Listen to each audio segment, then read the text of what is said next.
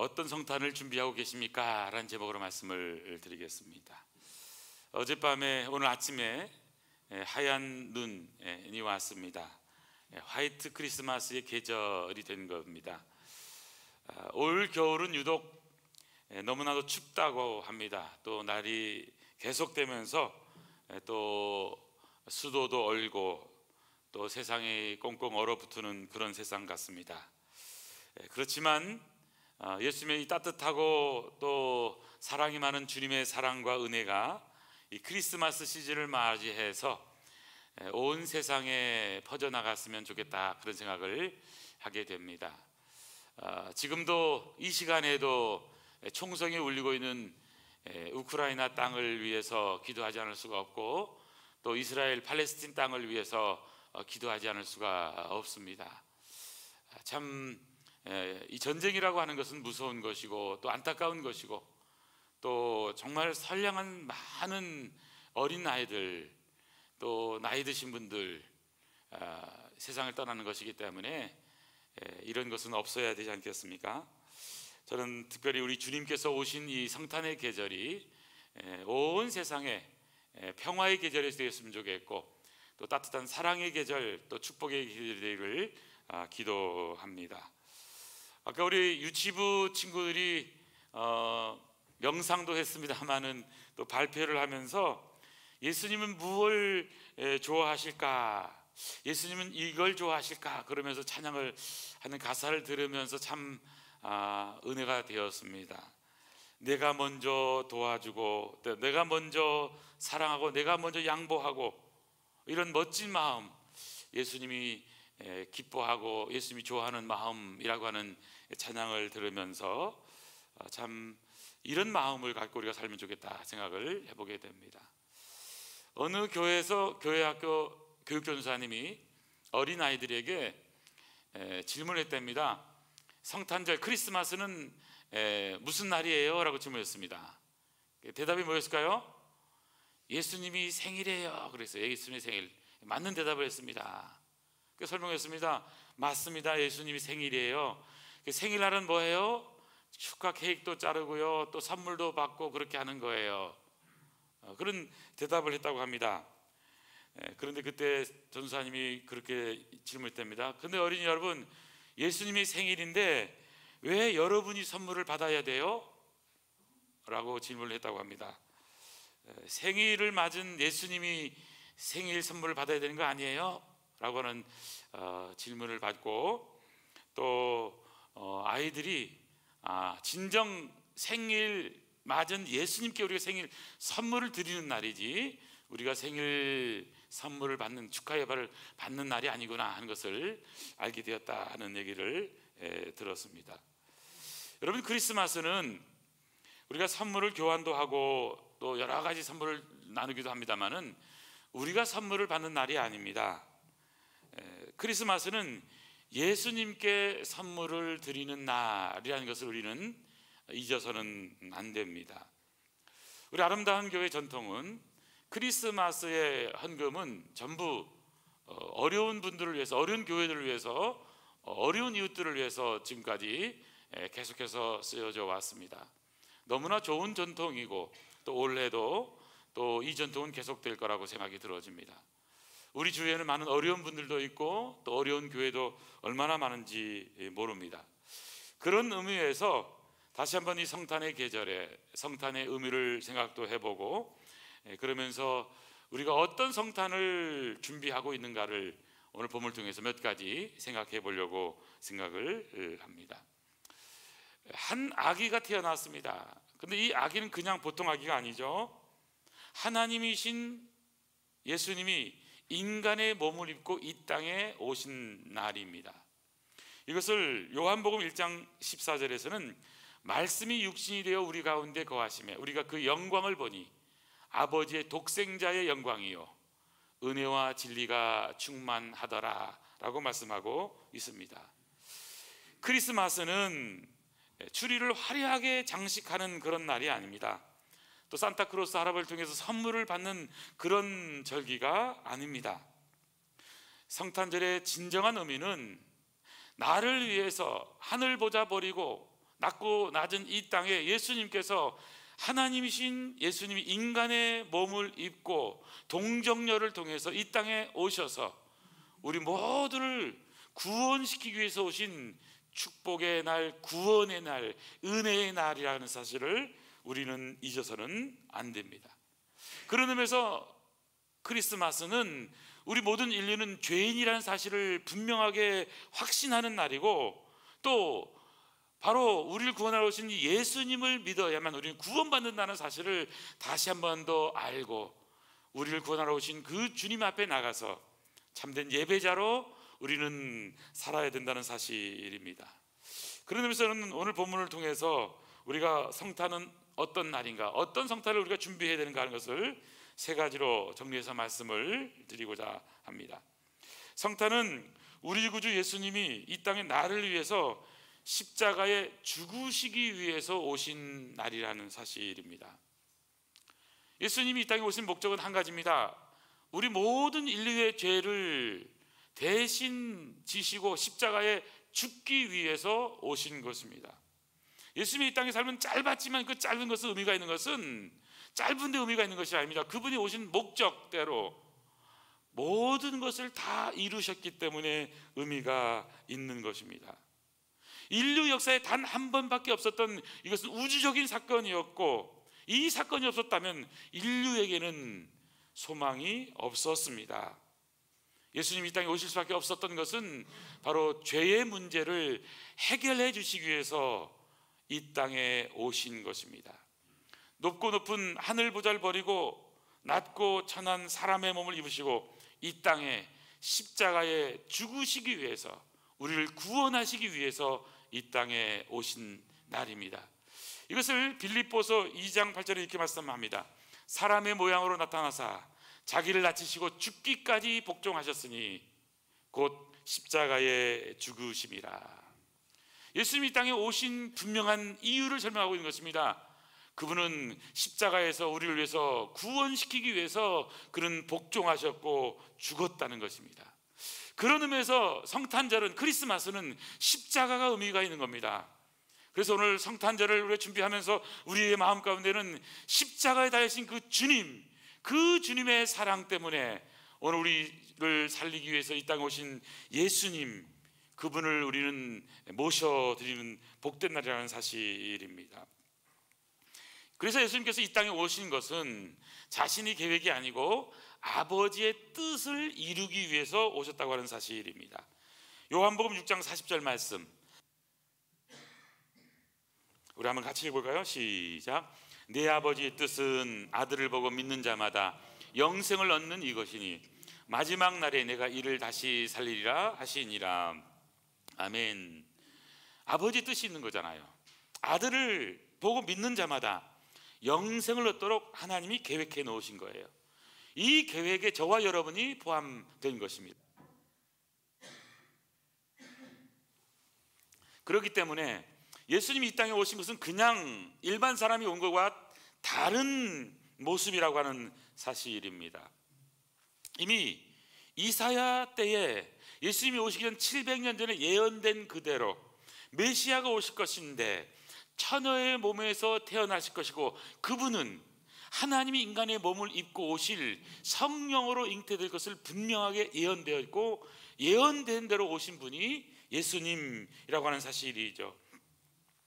이사야 7장 10절에 보니까요, 그러므로 주께서 친히 징조로 너에게 주실 것이라. 보라, 처녀가 잉태하여 아들을 낳을 것이요 그 이름은 임마누엘이라 하리라.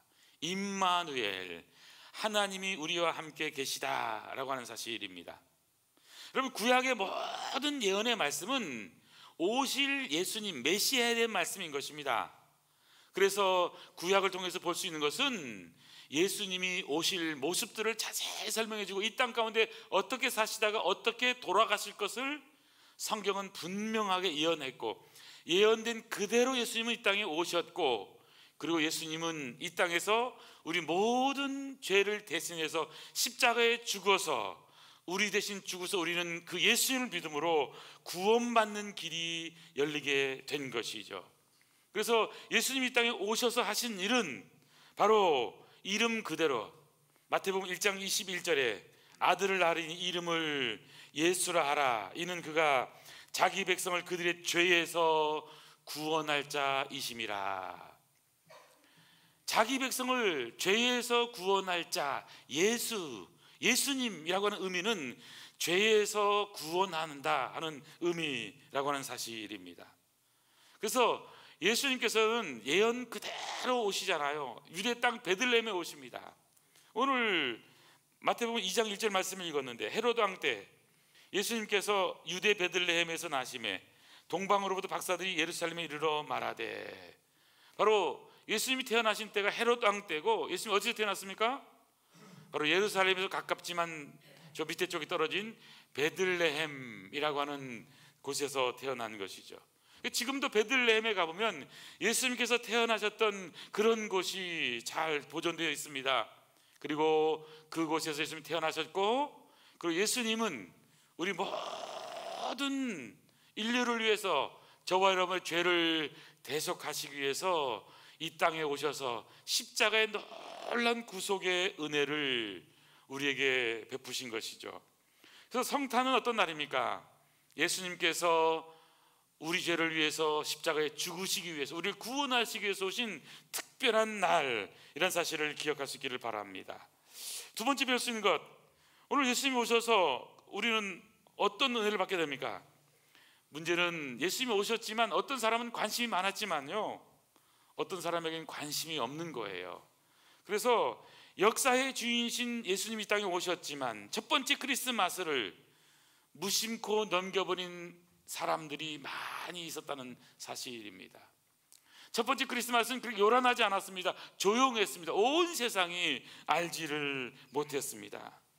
첫 번째 크리스마스를 놓쳐버린 대표적인 많은 사람들이 있었습니다. 그 중에 대표적인 사람들이 성경을 연구하고 성경에 대해 가장 관심이 많았던 제사장과 서기관들입니다. 제사장들은 목회자요, 그들은 백성들의 모든 죄를 하나님께 나가서 죄를 대신 사하는 귀한 제사장들입니다. 서기관들은 하나님의 말씀을 연구하고 또 공부하는 학자들입니다. 하나님의 말씀에 대해서 자세히 알고 있습니다.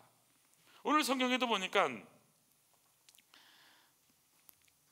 왕이 3절에 보니까 헤로드 왕과 온 예루살렘이 듣고는 소동하죠.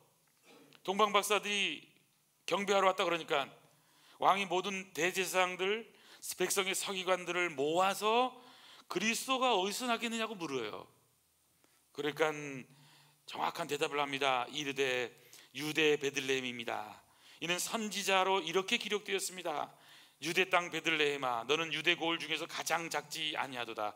내게서 한 다스린 자가 나와서 내 백성 이스라엘 목자가 되리라 했습니다.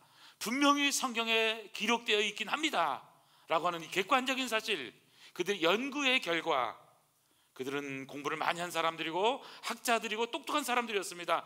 그러나 잘 알고 있습니다. 그러나 진짜 예수님이 오셨는데, 그런데 그 예수님은 모르고 있는 겁니다.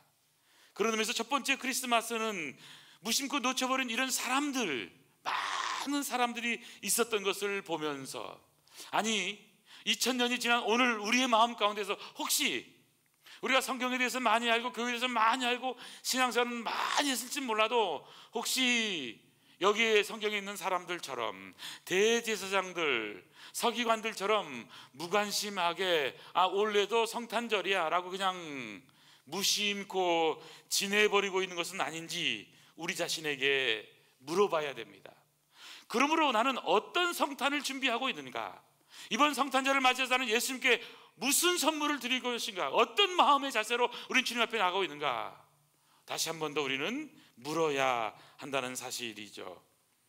사실 헤롯 왕은 이 말도 깜짝 놀라잖아요. 그리고는 뭐라고 말합니까?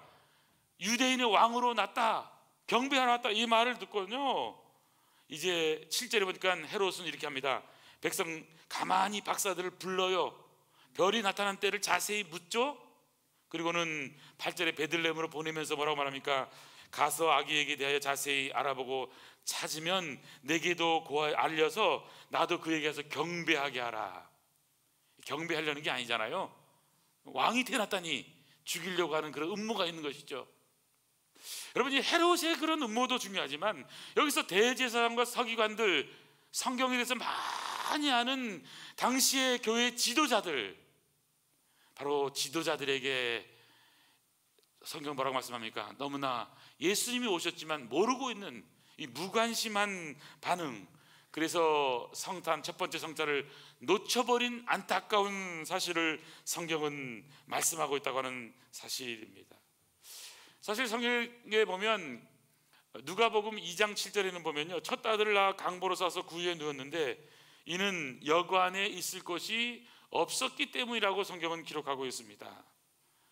말구유에 넣었지만 여관이 없는 거잖아요. 저는 참 이것을 보면서 오늘 우리도 진정 주님께서 오셨다고 하지만 우리의 마음 가운데 정말 우리 집에 이렇게 모실 수 있을까, 이런 따뜻한 마음이 있는가 하는 것을 생각을 해보게 됩니다. 여러분이 크리스마스 계절은요, 우리의 마음이 좀 따뜻해져야 됩니다. 무관심이 아니라 어려운 이웃들, 이 시대에 소외받는 분들을 바라보면서 그들을 향해서 찾아 나서야 되는 그런 때입니다. 우리나라에도 세종대왕이 있는 그 광화문 광장에 가면 사랑의 온도탑 온도계가 올라갑니다. 여러분, 지금요 이제 거의 한 달이 돼가는데 12월 1일부터 1월 말까지 2달 동안 하거든요. 최근에는 100도가 안 됩니다. 지금 뭐 36도쯤 35도 좀 넘었을 겁니다. 40도도 안 됐습니다 지금. 그리고 최근에도 들어보니까 그뿐만 아니라 이제 자선 낭비죠. 자선 낭비. 점점점 사람들의 마음이 강팍해져 가서 그런지 이게 늘어나는 게 아니고요, 잘 살수록 점점점 이게 모금하는 것이 헌금이 점점점 줄고 있다고 하는 그런 안타까운 소식들을 우리는 듣게 되는 시대에 살고 있습니다. 너무나 경제가 어렵기도 하지만 우리가 마음을 조금 더 열어서 어려운 이웃들을 향한 마음을 우리는 조금 더 가져갈 필요가 있습니다. 여러분, 그 안데르센 동화에 보면 그 성냥팔이 소녀 이야기가 있잖아요. 이 소녀가 결국에는 어떻게 됩니까? 성냥팔이 소녀가 이제 동네 사람들 때문에 신발도 잊어버리게 되고 나중에는 이제 거기서 추워서 집에 가면은 못 팔았기 때문에 아버지한테 혼날까봐, 그리고는 그냥 너무 추우니까 성냥불 비치다가 결국에는 그날 밤 비가 눈이 많이 와서 하얗게 쌓여서 다음 날 보니까 그냥 다 얼어서 결국에는 눈사람이 되어서 죽어버린 그런 안타까운 이야기 아니겠습니까? 그 시대만이 아닙니다. 오늘날에도 가난은 나라도 못 구한다는 말이 있지만 우리 대한민국 국민은 그래도 인정도 많고 사랑도 많고, 또 옛날 생각해보면 먹을 거 없어도 감자 고구마를 쪄서 또 같이 나눠 먹기도 하고 인정 넘치는 그런 나라잖아요. 저는 그래서 우리의 마음을 좀 따뜻하게 좀 가져갔으면 좋겠다. 이 성탄의 계절에 우리가 가져야 할 것은 이런 예수님이 나와 관계가 있다 없다, 또는 그런 저것은 나와 관계 있다, 이런 무관심이 아니라 무언가 어려운 분들을 향한 따뜻한 마음의 관심을 조금만 더 가지는 그런 아름다운 복된 성도가 되었으면 좋겠다, 이런 마음을 가지면서 여러분, 성탄을 우리가 따뜻한 사랑으로 마음을 다해서 잘 준비하는 그런 아름다운 복된 교회 되기를 원합니다. 마지막 세 번째, 성탄을 어떤 성탄을 준비해야 될까요? 예수님이 오셨을 때 성탄을 잘 준비해서 경배한 사람들이 이야기가 오늘 본문에 나와 있는 거 아니겠습니까? 이 첫 성탄 때 잘 준비한 겁니다. 먼 길을 생명을 다해서 한 그 페르시아에서 여기 예루살렘까지 거의 뭐 2,000km 이상 됩니다. 지금도 가기가 보통 어렵지 않습니까? 비행기로도 몇 시간이고요, 걸어서 뭐 갈 수 쉽지 않잖아요. 그런데 그때 이분들이 찾아온 거예요. 성경은 이분들의 출신이라든지 자세히 나와 있지 않지만, 그런데 동방에서 그 먼 데서 아기 예수 메시아가 태어날 것을 알고 산 넘고 물 건너서 여기까지 온 것입니다. 그런 예루살렘에 와서 질문했는데 이제 대답을 못하니까 결국 이제 별을 보고 그들은 예수님의 태어난 그 집까지 가게 된 거죠. 참 저는 오늘 이 동방 박사들의 모습을 보면서 다시 한번 우리가 배워야 될 여러 가지가 있겠지만 9절 말씀 보시겠습니까? 박사들이 왕의 말을 듣고 갈새 동방에서 보낸 그 별이 문득 앞서 인도하여 가다가 악이 있는 곳 위에 머물러 서 있는지라. 그들이 별을 보고 매우 크게 기뻐하고 기뻐하더라. 그리고는 집에 들어갔습니다. 아기와 그의 어머니 마리아가 함께 있는 것을 보고 엎드려 아기께 경배하고 보배합을 열어서 황금과 유향과 몰약을 예물로 드린. 먼 길 죽음을 무릅쓰고 찾아온 이 동방 박사들이 찾아온 목적이 분명히 나와 있죠. 보배합을 열어서 아기 예수님께 황금과 유향과 몰약을 예물로 드리고 엎드려 그분 앞에 경배하고 예배하는 진정한 예배자의 모습을 보여주고 있는 것이죠. 저는 오늘 우리의 신앙생활에서 다시 한 번 더 이런 힘들고 어려운 환경 가운데서도 참된 예배자의 모습을 회복하는 은혜가 있기를 간절히 원합니다. 저는 우리 아름다운 교회가 다시 한 번 더 영적인 부흥이 일어나기를 소원합니다. 저는 2024년도에는 우리 아름다운 교회가 기도하는 중보 기도하는 그런 교회가 되기를 간절히 축원합니다.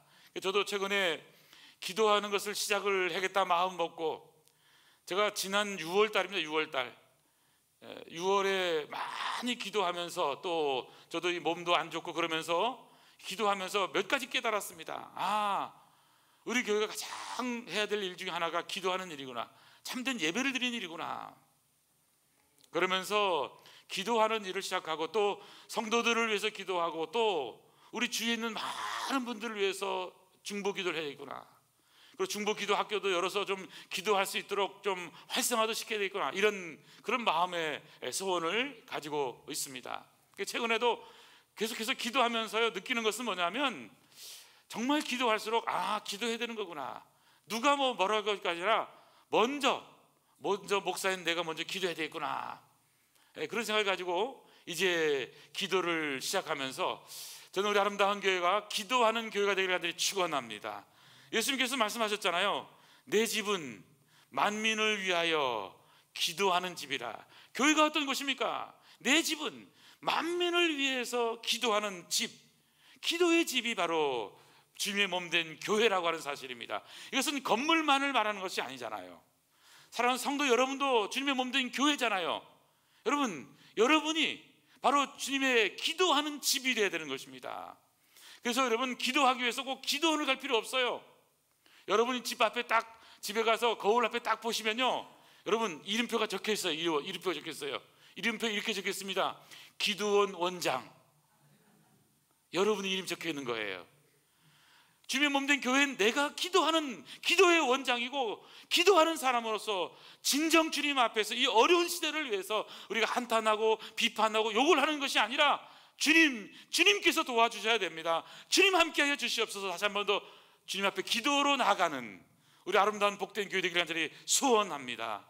그래서 이번 성탄을 준비하면서 우리가 참 이렇게 멀리서 와서 예배자로 오른 이런 동방박사들의 모습뿐만이 아니라 우리 각자도 어떻게 해서든지 주님 앞에 예배자로서 중보기도자로서 이 어려운 시대 가운데서 한 영혼 한 영혼을 살리는 그 일을 위해서 다시 한 번 더 일어나서 다시 한 번 더 영적인 회복이 일어나는 저와 여러분 되기를 간절히 축원합니다.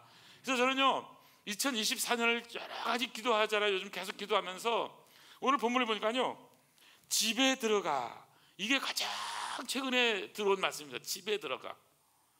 그리고 여러분, 예수님께 황금과 유향과 몰약을 동방 박사들이 어디서 드렸다고요? 말구에서 드린 게 아니더라고요. 말구에서. 어디서 드렸어요? 집에 들어가. 어느 집인지 모릅니다. 저도요 이 말씀 보면서 집에 들어가야 되겠구나. 저는 우리 성도님들이 집에 한 번씩 다 들어가고 싶습니다. 여러분 집이 예배자의 집이 되기를 위해 축원합니다.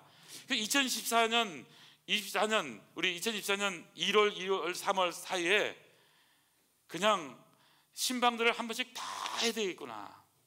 제가 우리 절반 정도 이상 집은 제가 다 압니다. 집에도 가서 예배 드려봤지만 못 가본 집도 있어요. 뭐 너무 불편하지 않으시면요, 여러분 한 번씩 꼭 예배를 꼭 드릴 수 있기를 축원합니다.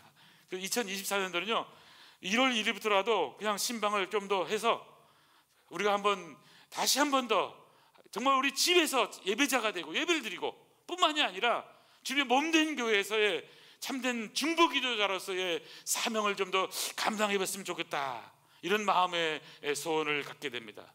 왜 그러냐면 여러분, 정말 주님 앞에 붙어 있는 게 은혜라니까요. 그냥 은혜가 아닙니다.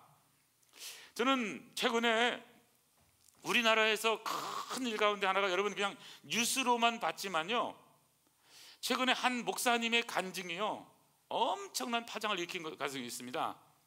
그러니까 이분은 벌써 코스타라든지 또 여러 선교지에서 간증 집회도 많이 한 분인데, 이분이 왜 그렇게 갑자기 이게 많은 관심을 갖게 됐냐면, 지난 언제입니까?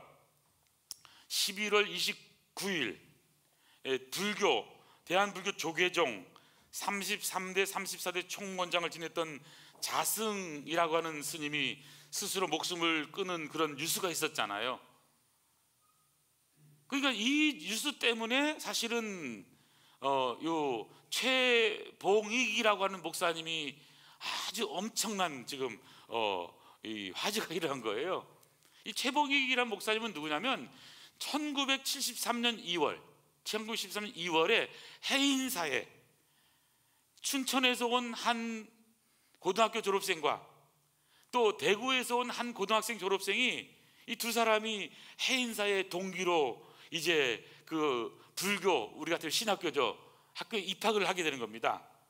그래서는 이제 그 추운 겨울에 이제 이 애띤 두 청년이 해인사에 들어와서는, 그리고는 그곳에서 이제 스님의 그 과정들을 다 하게 됩니다. 밥 짓기, 설거지, 어려운 또 제4찰 건물 청소하기, 마당 청소하기, 군불 지피기, 빨래, 산더미 같은 일거리들 계속하면서 훈련을 받으면서 중생들을 이끌기 위한 훈련을 감당했다고 합니다. 근데 이 자승과 또 이 옆에 있었던 그 분은 계정이라고 하는 이름으로 이제 졸업을 하게 되는데, 이 자승이라고 하는 스님은 잘 나갔다고 합니다. 그래서는 이 2009년 또 4년 후엔 또 2013년에 조계종 33대 34대 총무원장을 압도적 지지로 해서 총무원장 되기도 하고요. 그리고는 또 동국대 건학위원회 총재가 되고, 그래서 동국대학교에서도 실권을 가지고, 그래서는 이 자승이라는 분의 이력과 여러 가지는 엄청나다고 합니다. 근데 이분에 비하면 계정이라고 하는 분은요, 합천 해인사에서 공주 마곡사, 청도 용천사 등의 승려의 길을 걸어갔습니다. 이분은 이 아버지가 대구에서 의사였대요, 의사. 그래서 불심이 세가지고 세 번째 아들인 이 세 번째 아들한테 너 가서 불자가 된다, 스님이 돼야 된다 그래가지고는 이제 가서 열심히 나름대로 한 겁니다. 그래서 한 10년 정도를 했는데, 그래서는 불교 철학의 이 계정 스님은 심취하면 심취할수록, 들어가면 들어갈수록 공허해지고, 또 나중에는 우울증까지 찾아오게 되고, 결국에는 이제 자살까지 하려고 하던 그런 분이었는데, 나중에는 어떻게 됩니까? 이분이 이제 결국에는 개종을 해서 예수 믿게 된 거예요. 그리고는 목사가 된 겁니다. 그분의 이 이름이 다 나와 있습니다, 보니까요.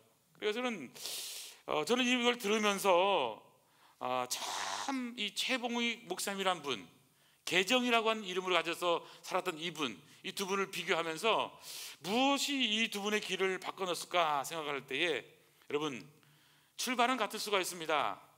그렇지만 중요한 것은요, 여러분 어떤 길로 걸어가느냐는 겁니다. 누구에게 붙잡혀 살아가느냐 하는 겁니다. 하나님의 손에 붙들린 인생, 저는 다시 한 번 더 하나님께 영광의 길로 걸어가는 인생이라고 저는 확신합니다. 우리 아름다운 성도님들, 여러분이 걸어가는 길이 힘들어도 여러분 꼭 주님과 함께 승리하는 길을 걸어가는 축복의 길을 간절히 축원합니다. 우리 2023년 이 성탄의 계절에 다시 한 번 더 주님의 손을 꼭 붙잡고 우리가 어렵고 힘든 세상에 살면서도 하늘나라를 바라보면서 주님이 걸어가시는 십자가의 고난의 길이지만 하나님 손에 붙잡혀서 우리를 도와주신 그 은혜에 의지해서 한 걸음 한 걸음 걸어가는 우리 아름다운 복된 성도 되기를 소원합니다.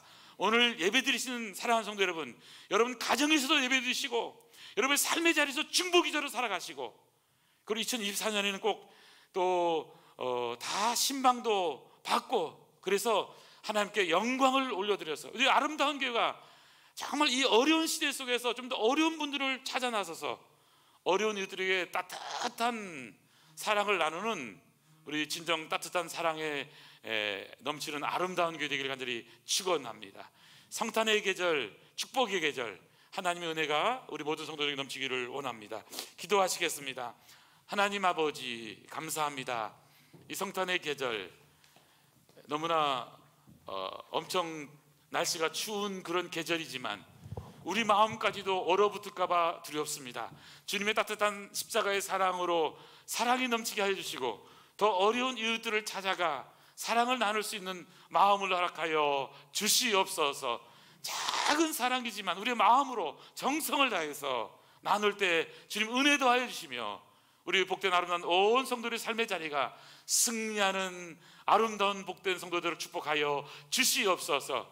가정마다 개인마다 기도원이 되게 하시고 예배의 처소가 되게 하시고 진정 주님 앞에 참된 예배자로서 중보기도자로서 승리하는 아름다운 온 성도 되도록 축복하여 주시옵소서. 이 놀라운 역사를 이루시는 우리 주님 예수님의 이름으로 기도하옵나이다. 아멘, 아멘.